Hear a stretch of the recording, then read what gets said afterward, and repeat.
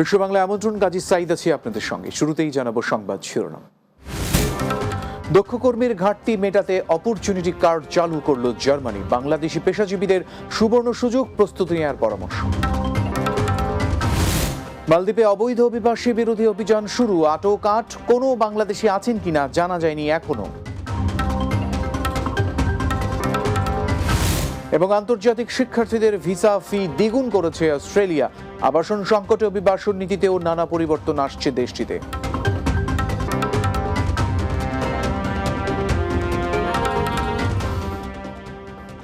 এতক্ষণ শিরোনাম শুনছিলেন, চলে যাব বিস্তারিত খবরে। Korea international cooperation agency quicker সাথে 117 কোটি টাকার আর্থিক সহায়তা চুক্তি স্বাক্ষর করেছে প্রবাসী কল্যাণ ও বৈদেশিক কর্মসংস্থান মন্ত্রণালয়। বুধবার প্রবাসী কল্যাণ মন্ত্রণালয়ের সম্মেলন কক্ষে মন্ত্রণালয়ের সচিব মোহাম্মদ রুহুল আমিনের সঙ্গে কুইকার কান্ট্রি ডিরেক্টর তাইয়ং কিমের চুক্তি স্বাক্ষর করেন। এ সময় প্রবাসী কল্যাণ ও বৈদেশিক কর্মসংস্থান মন্ত্রণালয়ের প্রতিমন্ত্রী শফিকুর রহমান চৌধুরী, মন্ত্রণালয়ের ঊর্ধ্বতন কর্মকর্তা ও কুইকার প্রতিনিধি সহ অন্যান্যরা উপস্থিত ছিলেন। প্রবাসী কল্যাণ প্রতিমন্ত্রী বলেন, প্রকল্পটি বাস্তবায়নের মাধ্যমে কুইকা চট্টগ্রামের বাংলাদেশ কোরিয়া কারিগরি প্রশিক্ষণ কেন্দ্রটি আধুনিকায়ন ও চাহিদা নির্ভর দক্ষ জনশক্তি গড়তে আর্থিক সহায়তা করবে। এছাড়া এই সকল কেন্দ্রে প্রশিক্ষণপ্রাপ্ত দক্ষ জনবল কোরিয়া সহ অন্যান্য দেশে কর্মসংস্থানের নিশ্চিত সুযোগ তৈরি হবে। দক্ষ কর্মীর ঘাটতি মেটাতে অপরচুনিটি কার্ড নামে প্রকল্প চালু করেছে জার্মান সরকার। এর মাধ্যমে বিভিন্ন ক্যাটাগরিতে পেশাজীবীরা জার্মান ভিসার জন্য আবেদন করতে পারবেন। এদিকে যারা বাংলাদেশ সরকার স্বীকৃত ইনস্টিটিউট থেকে অন্তত 2 বছরের জন্য ডিপ্লোমা করেছেন, তারাও এই আবেদন করতে পারবেন। মাহমুদ রুবেলের প্রতিবেদনে বিস্তারিত। ইউরোপের সবচেয়ে বড় অর্থনীতির দেশ জার্মানি। বিভিন্ন দেশের শিক্ষার্থী ও পেশাজীবীদের স্বপ্নের গন্তব্য এই দেশ। তবু গত কয়েক বছর ধরে জার্মানিতে সৃষ্টি হয়েছে কর্মী সংকট। আর এই সংকট সমাধানে জার্মান সরকার গেল 1 জুন থেকে চালু করেছে অপরচুনিটি কার্ড প্রকল্প। তো এখানে ক্রাইসিস, লেবার মার্কেটে এতটা ক্রাইসিস, আমরা যখন বের হই, আমরা যখন বাসে উঠি, বাসের মধ্যে ওই বিভিন্ন গ্লাসের ভিতরে লেখা থাকে যে we are cooked dish, we are জুকেন ডিশ, মানে আমরা আপনাকে খুঁজছি। বিভিন্ন কোম্পানি, বিভিন্ন ধরনের ফার্ম তারা বলে দেয় যে প্লিজ আমাদের সাথে এই নাম্বার কন্ট্যাক্ট করেন, আমরা আপনাদের খুঁজছি। এই প্রকল্পের মাধ্যমে বাংলাদেশি নাগরিকরা জার্মানিতে গিয়ে সরাসরি চাকরি খোঁজার সুযোগ পাবেন। যোগ্যতা অনুযায়ী যে কেউ বেছে নিতে পারবেন পছন্দের চাকরি। সংস্থান কার্ডে অপরচুনিটি কার্ড ইংলিশে যদি বলি, যে অর্থাৎ যাদের লেখাপড়া করা, যাদের ইউনিভার্সিটি একাডেমিক ডিগ্রি আছে, যাদের আপনার এই এক্সপিরিয়েন্স আছে কাজের, যারা কাজ করে খাচ্ছে, অ্যাটলিস্ট বাংলাদেশে যারা যে কোনো কাজ করে খাচ্ছে, এমন কিছু লোক হইলে যাদের ল্যাঙ্গুয়েজ মোটামুটি জার্মান জানা দরকার নেই, হ্যাঁ জানা থাকলে এটা পয়েন্টে আসবে, কিন্তু মোটামুটি ইংলিশ বলতে পারে, এমন লোক যদি হয়, সেক্ষেত্রেও তারা কিন্তু এখানে তারা আসতে পারতেছে without any kind of others আপনার কজেস। বিজ্ঞান বিভাগের ডিগ্রিধারী শিক্ষার্থীদের রয়েছে সবথেকে বেশি সুযোগ। তবে অন্যান্য বিভাগের শিক্ষার্থী ছাড়াও বাংলাদেশ সরকার স্বীকৃত ইনস্টিটিউট থেকে অন্তত 2 বছরের জন্য ডিপ্লোমা করেছেন, তারাও এই আবেদন করতে পারবেন। এতদিন পর্যন্ত ডিপ্লোমা যারা করা বাংলাদেশে, তাদের জন্য বাংলাদেশে আসলে বাংলাদেশ থেকে জার্মানিতে আসার কোনো সুযোগ ছিল না। কিন্তু নতুন যে ইমিগ্রেশন আইনটা পাস হয়েছে, যেটা সংস্কারেতে বা আপনার হচ্ছে গিয়ে পয়েন্ট বেসড ইমিগ্রেশনে, সেখানে বলা আছে যদি কোনো দেশের স্বীকৃত, সরকার স্বীকৃত কোনো প্রতিষ্ঠান থেকে যদি কেউ 2 বছরের ডিপ্লোমা করে থাকে, তাহলে সে ইমিগ্রেশনের জন্য অ্যাপ্লাই করতে পারবে। দেশটিতে এই প্রকল্পের মাধ্যমে বিভিন্ন সেক্টরের পেশাজীবীরাও আবেদন করতে পারবেন। যারা প্রফেশনাল, যারা জব এক্সপিরিয়েন্স আছে, তাদের জন্য জার্মানিতে আসাটা অনেক বেশি ডিফিকাল্ট ছিল কিনা। তো এই নতুন আইনটা গভর্নমেন্টের উদ্দেশ্য হচ্ছে গিয়ে যারা প্রফেশনাল, যারা পেশাজীবী স্পেশালি, বা যাদের স্কিল আছে, সেটা বিভিন্ন ধরনের স্কিল আছে, ঠিক আছে, ডাক্তার বলেন, ইঞ্জিনিয়ার বলেন, বা সায়েন্সের যারা বলেন, সায়েন্সের জার্মানিতে বলা হয় আপনার হচ্ছে গিয়ে এই আপনার মিন্ট আর কি না, ম্যাথমেটিক, ইনফরমেটিক, ন্যাচারাল আর টেকনিক, ন্যাচারাল বিজ্ঞান সব টেকনিক, এই 4টা টপিকের উপরে যারা থাকবে তারা হচ্ছে গিয়ে প্রায়োরিটি পাবে। ভিসা সহ পরবর্তী সব ধাপ নিজেকেই করতে হবে। তাই অপরচুনিটি কার্ডের জন্য আবেদনকারীকে জার্মান ওয়েবসাইট পড়ে বুঝে আবেদন করার আহ্বান জানান সংশ্লিষ্টরা। Mahmud Rubel, Bangla TV, news desk. মালদ্বীপের হুলুমালে এলাকার একটি কফি শপে অভিযান পরিচালনা করে ৮ অভিবাসীকে আটক করা হয়েছে। মালদ্বীপ ইমিগ্রেশন বিভাগ জানিয়েছে, অবৈধ অভিবাসীদের ধরতে অভিবাসন ও পুলিশের যৌথ টাস্ক ফোর্স এই অভিযান পরিচালনা করেছে। তারা জানিয়েছে, তদন্তের জন্য ৮ অভিবাসীকে আটক করা হয়েছে, তবে তাদের মধ্যে কোনো বাংলাদেশি আছে কিনা সেই পরিচয় উল্লেখ করেনি। মালদ্বীপে অবৈধ অভিবাসন একটি দীর্ঘস্থায়ী সমস্যা। মালদ্বীপের স্বরাষ্ট্র মন্ত্রণালয় এই সমস্যা সমাধানের জন্য জাতীয় টাস্ক ফোর্স গঠন করেছে। অবৈধ অভিবাসনের বিরুদ্ধে লড়াইয়ে জাতীয় টাস্ক ফোর্স এখন পর্যন্ত ১,৮০০ জনের বেশি মানুষকে নিজ দেশে ফেরত পাঠিয়েছে। আন্তর্জাতিক শিক্ষার্থীদের জন্য ভিসা ফির পরিমাণ বাড়িয়ে দ্বিগুণের বেশি করেছে অস্ট্রেলিয়া। অভিবাসীদের সংখ্যা বেড়ে আবাসন ব্যবস্থার উপরে চাপ পড়ার প্রেক্ষাপটে দেশটির সরকার এমন সিদ্ধান্ত নিয়েছে বলে জানান সংশ্লিষ্টরা। তারা বলেন, সরকারের এই নীতি পরিবর্তনের কারণে এই খাত ঝুঁকিতে পড়তে পারে। অস্ট্রেলিয়া থেকে মাসুম বিল্লার উপস্থাপনায় বাংলা টিভির সাপ্তাহিক আয়োজন প্রবাসী বাংলার মুখ টকশোর আলোচনায় উঠে আসে এমন সব তথ্য। আরো জানাচ্ছেন মাহমুদ রুবেল। দেশে অভিবাসন কমাতে চায় অস্ট্রেলিয়া, তাই এবার সরাসরি স্টুডেন্ট ভিসার নিয়মেই বদল এনেছে দেশটির সরকার। চলতি মাসের ১ তারিখ থেকে বিদেশি শিক্ষার্থীদের ভিসার আবেদন ফি দ্বিগুণের বেশি বৃদ্ধি করেছে অস্ট্রেলিয়া। নতুন নিয়ম অনুযায়ী এখন থেকে অস্ট্রেলিয়ায় পড়াশোনা করতে গেলে ভিসার আবেদন ফি বাবদ ১,৬০০ অস্ট্রেলীয় ডলার ব্যয় করতে হবে, যা এতদিন ছিল ৭১০ অস্ট্রেলিয়ান ডলার। দেশটিতে গত ১ বছরে নতুন অভিবাসীর সংখ্যা ৬০% বেড়ে ৫,৪৮,৮০০ হয়েছে, যা এক নতুন রেকর্ড। এই অভিবাসনে লাগাম টানতে একের পর এক পদক্ষেপ গ্রহণ করছে বলে জানান অভিবাসন সংশ্লিষ্টরা। এত বেশি ইমিগ্রেন্ট এবং স্টুডেন্ট তাদের কারণে রেন্টাল ক্রাইসিস এবং ইনফ্লেশন, জব ক্রাইসিস, তো এই জিনিসগুলা ওনারা সামনে নিয়ে এসছেন যে ৭ লক্ষ স্টুডেন্ট প্লাস 500,000-এর মতো ইমিগ্রেন্ট যারা আসছেন এর আগের 2 বছর, তাদের জন্য রেন্টাল মার্কেটে, হাউজিং মার্কেটে একটা বিশাল প্রেশার পড়েছে বলে তারা দাবি করেছেন। এছাড়া দাবি করেছেন যে স্টুডেন্টদের কারণে জব মার্কেটে প্রেশার পড়েছে, লোকাল অস্ট্রেলিয়ানরা জব পাচ্ছেন না। এছাড়াও আবার ইনফ্লেশন, যেহেতু ডিমান্ড বেশি, জিনিসপত্রের সাপ্লাই কম, সেহেতু ইনফ্লেশনটাও অতিরিক্ত বেশি। অস্ট্রেলিয়ার সবচেয়ে বড় রপ্তানি শিল্প খাতগুলোর একটি আন্তর্জাতিক শিক্ষা। সরকারের এমন সিদ্ধান্তে ক্ষতিগ্রস্ত হবে এই খাত, এমনটাই বলছেন তারা। ভিসাটা না হইলে তার যে একটা লস, একটা বড় লস হচ্ছে, সেই জিনিসটা কিন্তু স্টুডেন্টরা চিন্তা করবে।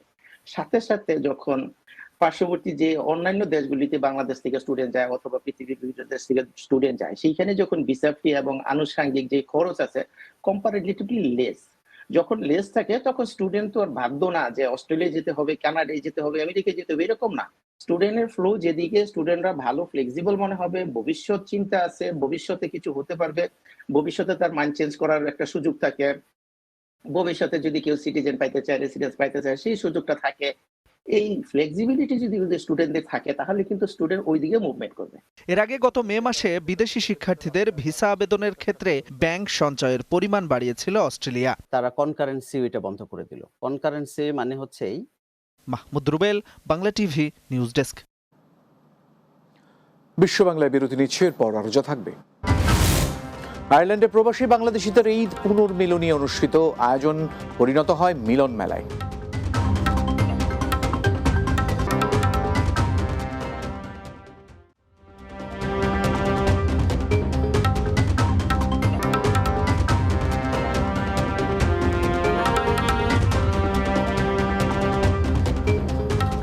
বিরতির পর বিশ্ব বাংলায় আরো একবার স্বাগত। আয়ারল্যান্ড প্রবাসী বাংলাদেশিদের ঈদ পুনর্মিলনী অনুষ্ঠিত হয়েছে। আয়ারল্যান্ড প্রতিনিধি মাহিদুল ইসলাম সবুজ জানিয়েছেন, বৃহত্তর কুমিল্লা ওয়েলফেয়ার অ্যাসোসিয়েশন অব আয়ারল্যান্ডের উদ্যোগে কিলকেনির দ্য ওয়াটার সাডওয়ে এই আয়োজন করে। অনুষ্ঠানে অতিথি ছিলেন কাউন্ট্রি কিলকেনির mayor Andrew McGinnis, all Bangladeshi association of আয়ারল্যান্ডের সভাপতি ডাক্তার জিন্নুরাইন জায়গিরদার, সাধারণ সম্পাদক আনোয়ারুল হক আনোয়ার ও কমিউনিটি ব্যক্তিত্ব সৈয়দ মুস্তাফিজুর রহমান। আব্দুল মান্নান, কবির আহমেদ ও রবিউল আলমের পরিচালনায় এতে শুভেচ্ছা বক্তব্য রাখেন সংগঠনটির প্রধান উপদেষ্টা আক্তার হোসেন। এ সময় 2 বাংলাদেশি কাউন্সিলর কাজী মুশতাক আহমেদ ইমন ও আজাদ তালুকদার এবং ডেপুটি মেয়র কাজী ইমনকে সম্মাননা ক্রেস্ট তুলে দেওয়া হয়। এছাড়াও অমর একুশে বই মেলায় প্রকাশিত 6 লেখককে বিশেষ সম্মাননা জানানো হয়। তারা হলেন ডাক্তার জিন্নুরাইন জায়গিরদার, ডক্টর ইসমেত জাকিয়া রহমান, সাজিদুল চৌধুরী রুবেল, সৈয়দ জুয়েল, কাজী মাহফুজ রানা ও ওমর এফ নিউটন। অনুষ্ঠানে ব্রাহ্মণবাড়িয়া, চাঁদপুর ও কুমিল্লার পাশাপাশি বিভিন্ন জেলার প্রায় 5 শতাধিক প্রবাসী অংশগ্রহণ করেন। প্রবাসীদের জন্য এমন আয়োজন করায় খুশি অতিথিরা।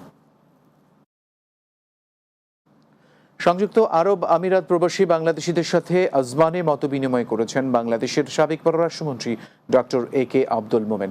দুবাই প্রতিনিধি শেখ ফয়সাল সিদ্দিকী ববি জানিয়েছেন, সিলেট বিভাগ উন্নয়ন পরিষদ আমিরাতের প্রধান উপদেষ্টা বদরুল ইসলাম চৌধুরীর আজমানস্থ বাসভবনে এই সভা অনুষ্ঠিত হয়। সভায় উপস্থিত ছিলেন Al Haramain perfume group of companies and এর চেয়ারম্যান আলহাজ মাহতাবুর রহমান নাসির, সংযুক্ত আরব আমিরাত আওয়ামী লীগের সভাপতি বাবু রাখাল কুমার গোপ, সিলেট বিভাগ উন্নয়ন পরিষদ ও আমিরাতের সভাপতি আলহাজ আব্দুল করিম। এছাড়াও উপস্থিত ছিলেন ব্যবসায়ী মোহাম্মদ কাসাউদ্দিন, আমিরুল ইসলাম চৌধুরী, এনাম, ইঞ্জিনিয়ার তৈয়ব আলী তালুকদার, GM জায়গিরদার, সালেহ আহমেদ তালুকদার, জুবাইর আহমেদ, সুলতান আহমেদ ও স্বপন কুমার পাল সহ অনেকেই। প্রবাস জীবনের একঘেয়েমি দূর করতে কর্মব্যস্ততার ফাঁকেও আনন্দ বিনোদনের প্রত্যাশায় লেবাননে বার্ষিক বনভোজন অনুষ্ঠিত হয়েছে। বাংলাদেশ প্রবাসী বন্ধুমহল ঐক্য পরিষদ লেবানন শাখার উদ্যোগে বৈরুতের জাহিলি শহরের সামা আরিবে রিসোর্টে আয়োজন করা হয়। লেবানন থেকে বাবু সাহা জানিয়েছেন, বিগত কয়েক বছরের চলমান অর্থনৈতিক মন্দায় স্থবির হয়ে পড়েছিল বাংলাদেশিদের জীবন জীবিকা। তবে বর্তমানে পরিস্থিতি অনেকটাই স্বাভাবিক হয়েছে, তাই 2 শতাধিক বাংলাদেশিদের অংশগ্রহণে এই বনভোজন পরিণত হয় প্রবাসীদের মিলন মেলায়। প্রাকৃতিক পরিবেশে খেলাধুলা আর বাউল সঙ্গীত পরিবেশন সহ বিভিন্ন চিত্ত বিনোদনে মেতে ওঠেন তারা, যার মধ্যে ছিল মোরগ লড়াই, হাঁড়ি ভাঙা, বালিশ খেলা ও বিস্কুট দৌড়ের মতো নানা প্রতিযোগিতা। অনুষ্ঠানে সার্বিক সহযোগিতা করেন বিল্লাল হোসেন তুষার, কাজী নোমান, রফিকুল ইসলাম, জসিম শেখ, মোহাম্মদ জনি ও মোহাম্মদ মোশাররফ। আয়োজকরা জানিয়েছেন, প্রবাসী কর্মব্যস্ত জীবনে বাংলাদেশিদের নির্মল আনন্দের স্বাদ দিতেই এই আয়োজন। আমরা সবসময় তো কাজে ব্যস্ত থাকি, আজকে রবিবার ছুটি পাইছি, বনভোজনে আসছি, আপনার পিকনিকে আসছি, আলহামদুলিল্লাহ অনেক ভালো লাগছে, আনন্দ। আমরা বৈরুত থেকে ঘুরতে আসছি, এখানে অনেক ভালো লেগেছে, জায়গাটা অনেক সুন্দর। বাংলাদেশ প্রবাসী বন্ধুমহল ঐক্য পরিষদ থেকে এই প্রথমবার লেবানন শাখার হওয়ার পর আপনাদেরকে এই সুন্দর আয়োজন চেষ্টা করেছি বনভোজনের মাধ্যমে সবাইকে আনন্দ দেওয়ার জন্য। পর্তুগাল আওয়ামী লীগের ত্রিবার্ষিক সম্মেলন ঘিরে নেতাকর্মীদের মধ্যে উৎসব মুখর পরিবেশ বিরাজ করছে।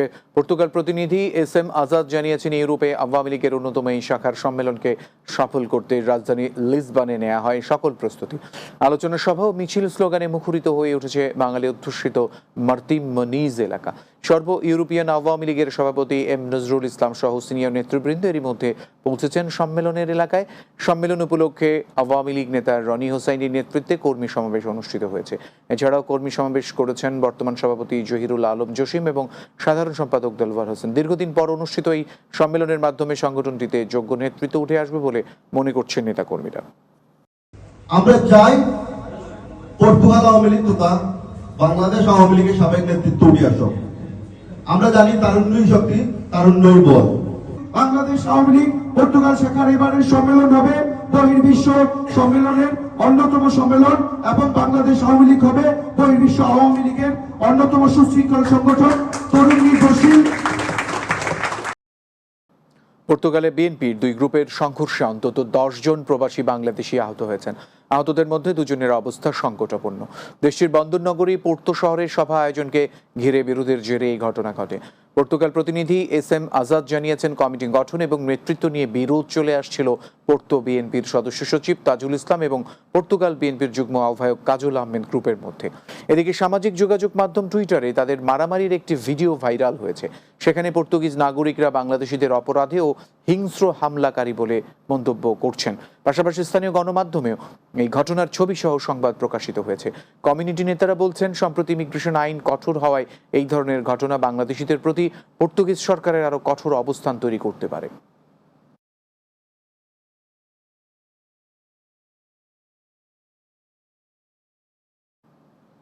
বিশ্ব বাংলা শেষ করব, তার আগে এক নজরে সবগুলো শিরোনাম জানাবো। দক্ষ কর্মীর ঘাটতি মেটাতে অপরচুনিটি কার্ড চালু করল জার্মানি। বাংলাদেশি পেশাজীবীদের সুবর্ণ সুযোগ প্রস্তুতি নেওয়ার পরামর্শ। মালদ্বীপে অবৈধ অভিবাসী বিরোধী অভিযান শুরু, আটক 8। কোনো বাংলাদেশি আছেন কিনা জানা যায়নি এখনো। আন্তর্জাতিক শিক্ষার্থীদের ভিসা ফি দ্বিগুণ করেছে অস্ট্রেলিয়া। আবাসন সংকটে অভিবাসন নীতিতেও নানা পরিবর্তন আসছে দেশটিতে। এবং আয়ারল্যান্ডে প্রবাসী বাংলাদেশিদের ঈদ পুনর্মিলনী অনুষ্ঠিত, আয়োজন পরিণত হয় মিলন মেলায়।